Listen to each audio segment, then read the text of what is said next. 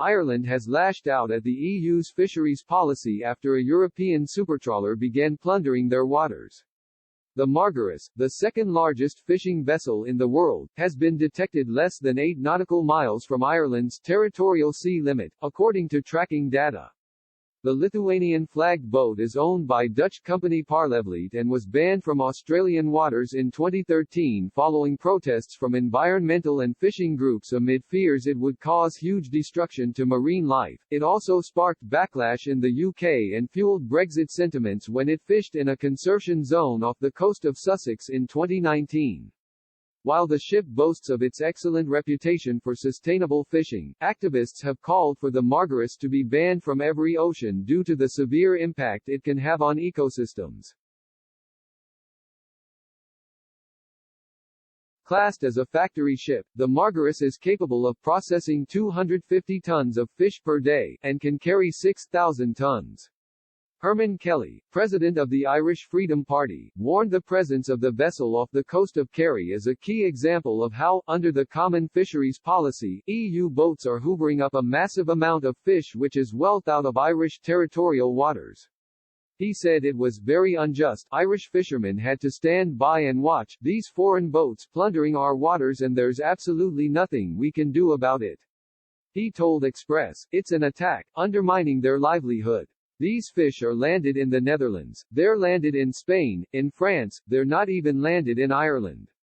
So Ireland doesn't get any benefit from this huge portion of wealth which is off its coastline. Irish fishermen must accept a bad deal that they've got for 50 years because we signed up to be a subservient province of the European Union. The latest data on the Margaris shows the vessel was fishing of Ireland's southwest coast on January 23, according to vesselfinder.com. Campaigners have raised fears about the presence of European supertrawlers in Irish waters in recent days. The Blue Planet Society posted photos of dead dolphins that washed up on the country's shores. In a Facebook post dated January 23, the group said, 3 more common dolphins have washed up dead in Ireland. This takes the total to 7 reported in the last week. Historically at this time of year the supertrawler fleet targets pelagic fish in Irish waters. In recent years this has coincided with a large number of dolphin deaths in this area. Several of these huge vessels are currently off Ireland's west coast. It's estimated that only around 8% of dolphins killed at sea by the nets of fishing vessels reach the shore. Campaigners have long warned that factory ships such as the Margaris can hoover up dolphins and other marine life unintentionally. Mr. Kelly believes if more Irish people knew of the consequences of EU boats in the nation's waters it could cause a surge in Euroscepticism. Ireland's Marine Minister Charlie McConalogue has raised concerns over the post-Brexit trade deal struck between the UK and the EU. He claimed Ireland was disproportionately affected by the loss of quota and said member states had not adequately respected the principle of sharing the post-Brexit fishing burden. He said, we are not at all happy in relation to the additional burden we are taking and it is something I will be taking every opportunity to try and address.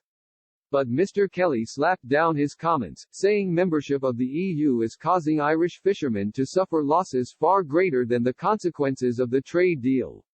He called Mr. McConalogue's assessment ridiculous, adding, it's show for the public.